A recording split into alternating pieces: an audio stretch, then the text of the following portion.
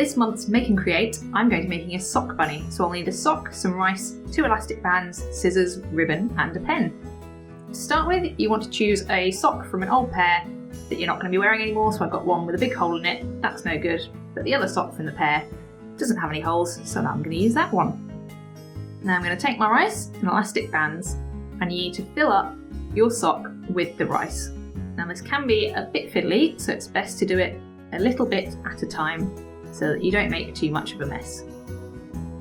You can always do this bit over a plate or a tray, so if you do end up with rice everywhere, it's a bit easier to clean up. But you want to keep going, filling up till your rice is about up to the end of the heel. And you just want to shape it there so that it stands up by itself. Now we need to keep that rice in, so I'm going to gather up the sock above the top of the rice and use one of the elastic bands to tie that together and keep it secure. And once I've done that, I'm going to shape my sock into a head and a body for my bunny, so I'm going to gather it together about 2/3 of the way up and wrap the other elastic band around. And you can play around with where the elastic band is placed, getting it into the shape that you're happy with. Like that. So now I want to make some ears for my sock bunny, so I'm going to take some scissors and I'm going to cut the top of the sock into half to make those ears. Depending on how thick your sock is, you might need a pair of fabric scissors for this, so you can get a grown-up to help if it's proving a little tricky.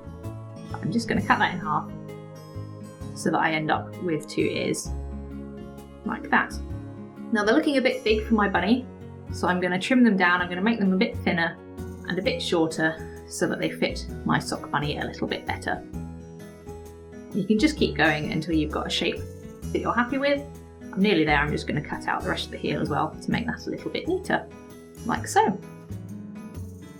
So you can see our elastic bands are still showing, so what I'm going to do is I'm just going to cover them up with a bit of ribbon.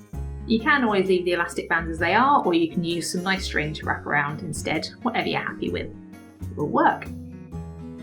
And then all that's left to do is to make a face for my bunny.